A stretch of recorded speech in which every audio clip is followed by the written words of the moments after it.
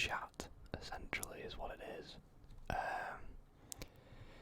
So I saw this, just happened to be looking at this, and I thought, you know what, let's talk about this. So Xavi Simons has literally last minute rejected this contract extension from PSG, and is now joined PSV on a 5-year deal or whatever, which is crazy, absolutely crazy.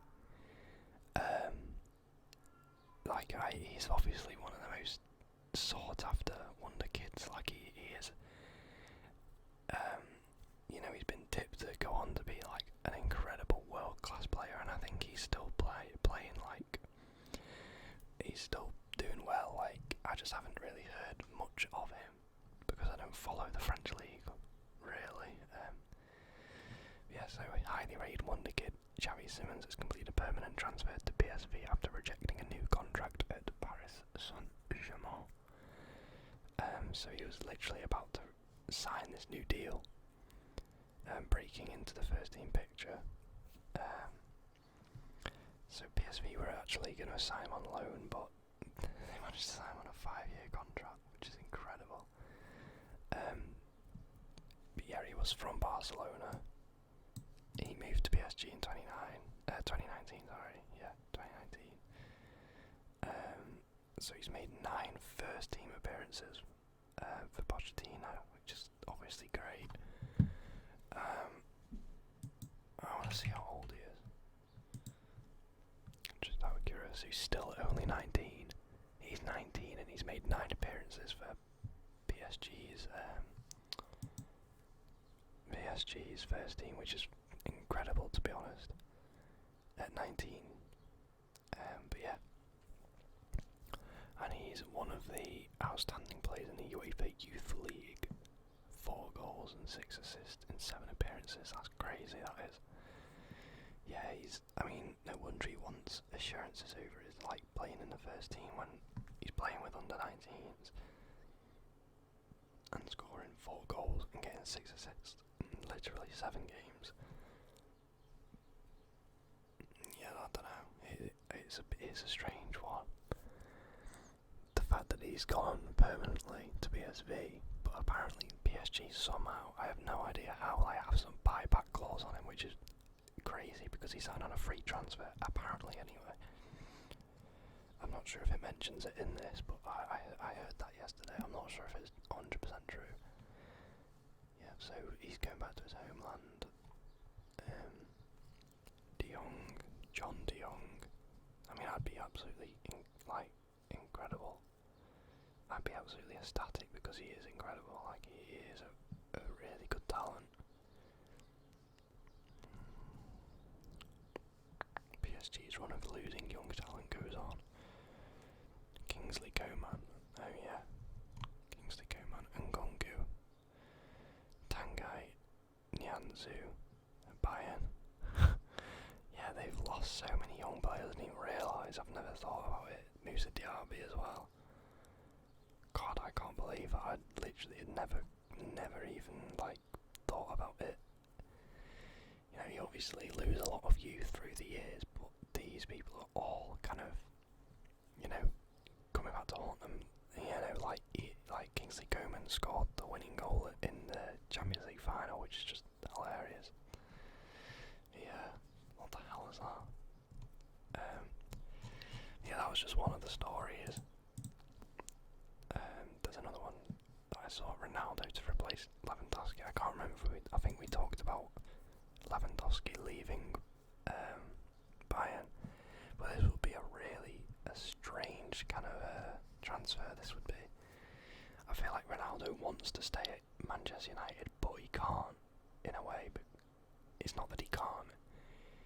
He wants to, but if certain things aren't done in terms of transfers, the management of the club, I think that he will leave because it's not. He can easily go to another team and kind of perform just as well, or even better. he could go to Bayern. You know, the competition is weaker.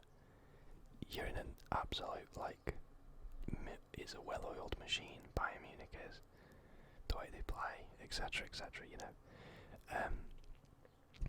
so it would be a good transfer for Ronaldo, but whether it would happen is whether he feels he is happy with the way Manchester United's being run, with Ten Hag and the Glazers, obviously. Yeah, it's one to look out for, because it's not out the picture. Him leaving just because he was at Manchester United once before doesn't mean that he's gonna, stay there for the rest of his career now. So it's definitely one to keep an eye on. Man United in direct contact with Malacia. I don't know who this guy is, but they have literally just hijacked this guy. I have no idea who he is. There we go. Who is he? Nice. They read my mind there. Erik Ten Hag's Dutch revolution is underway at Manchester United as the former Ajax manager closes on the signing of Tyrell Malacia, a player he will have seen plenty of times in Eredivisie. Malacia, who shares an agent with fellow United target Frankie de Jong, is on the verge of moving to Old Trafford for around 13 million plus add-ons, making him the club's first signing of the summer. But who is Tyrell Malacia and what type of player he is? Goal brings you everything. Oh, for God's sake, I've got to go to another article. Okay, let's see if I can just scan through this. Yep, great, that's cool, mate. Yep, cool. Yep, nice, mate. Yep, cheers, mate. Yeah, well, it's not really helped me understand who he is. It's just giving him his background. I thought it would tell me about how he is as a player, but never mind. Anyway, they've also agreed De Jong. I think we've spoken about this. They finally seems to have got a deal agreed, which is great. Obviously, I'd love to see De Jong in the Premier League. I think that'd be really, really cool to see. Arsenal have made a 35 million bid for Manchester United target Lisandro Martinez. Is that the Ajax defender? I think it is. Yeah, it is. It's like been a priority target for the Gunners this summer as Mikel Arteta looks to add to his defensive ranks. Arsenal have already had one offer rejected for the defender, but now have returned with an improved bid for the 24-year-old that Ajax are currently mulling over. Okay.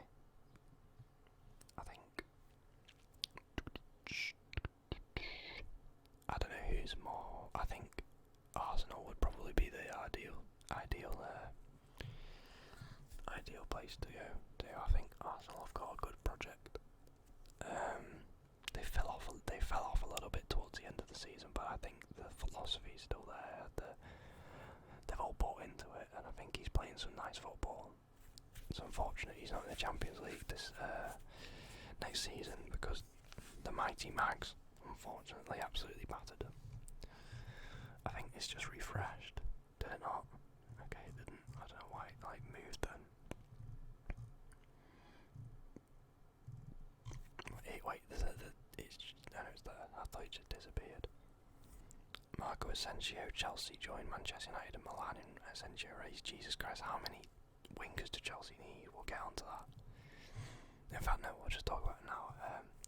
So, Chelsea are in talks with Rafinha, Sterling, and now apparently they want Asensio. That's 3 fucking wingers. They want 3 wingers. Sterling is apparently going for 35 million, which is just an absolute steal, I think, for Sterling's quality. He's such an underrated player. He's so good. It's so weird. It's like he's world class. Everyone knows he's world class, but they act like he's shit, essentially. He's not. He's really good. I rate him higher than Sancho personally, but that's just my opinion, I rate him higher. He's played in the Premier League for what, nearly 10 years now, innit, surely. And he's still only 27. It feels like he's been around forever. But Rafinha, I think, was around 55 to 60 million. And they're in personal terms now. They managed to outbid and, outstrength Arsenal for that one. So yeah, Arsenal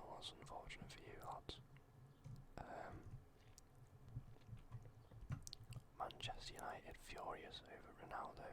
Chelsea links. Manchester United have reacted angrily to reports. Okay. Manchester United star Ronaldo not wanted by Bayern. Oh, okay. Weird. So I guess he's not going to Bayern then. Strange. Ronaldo to replace Lewandowski at Bayern. Manchester United star Ronaldo not wanted by Bayern. Gotta make your mind up. Right, anyway, here we go.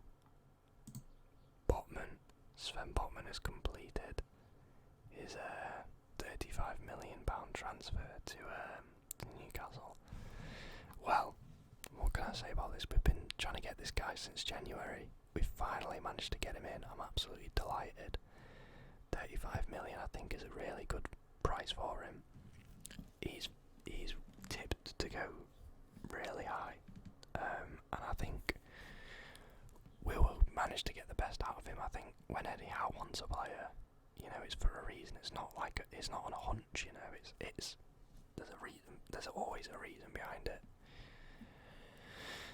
And Saudi-led spending spree. Not too thinking on that, acting like we're Man City. When Man City first got took over, I think they signed Robinho on about 160 grand a week, which is probably like the equivalent to like 200, 300k now. Because that was back in 2008.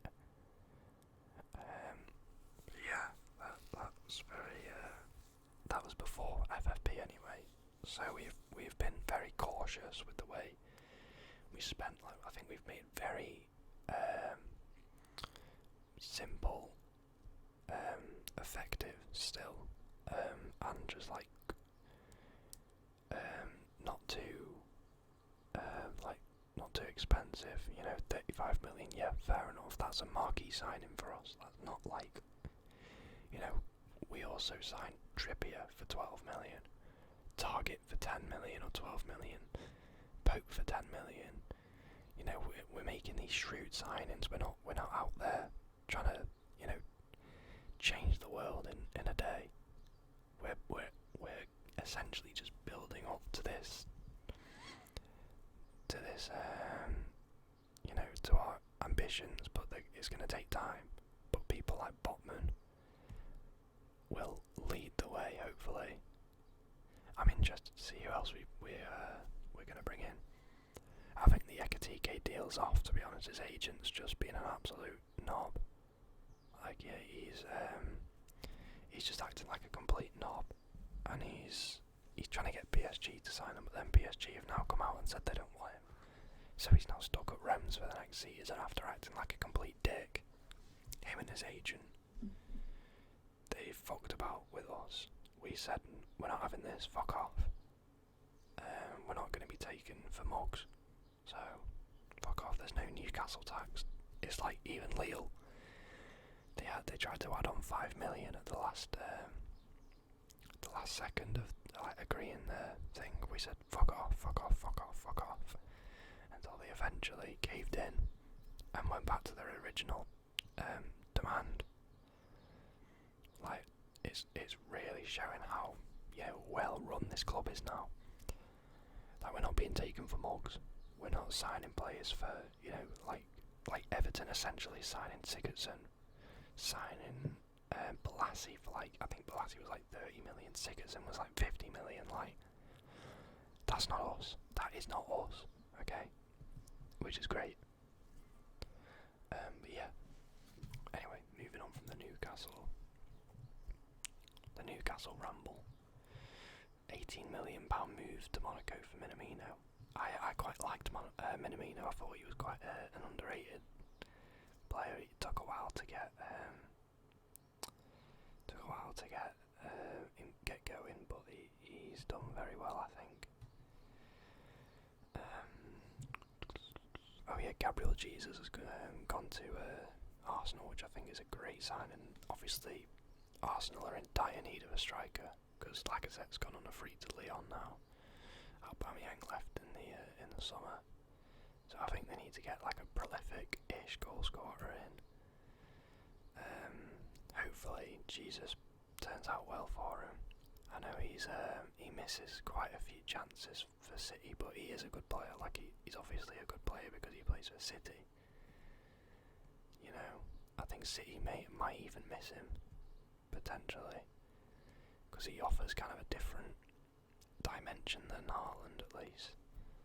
Because Haaland's a very, you know, he can run, he can shoot, and he'll score. But as far as his dribbling, I think Jesus tops that quite easily. You know, it'll all work out for both parties. I'm really excited to see Haaland in the Prem. It's going to be so fun. Really excited. But yeah, I'm going to leave it there, I think, for now. And we'll have a little chat about the latest in a week or so's time. I like to leave a little gap in between. I know I'll probably miss quite a few transfers, but you know, it's just a chat, you know, it's not me rounding up the transfers or anything, I'm just talking about what's in front of me. But I could do a transfer roundup, but I don't want to, you know, I know Luke, AS Clamart does that, and I don't want to copy him, because I like him. I like him a lot. Anyway, I'll catch you in the next video, guys. Goodbye.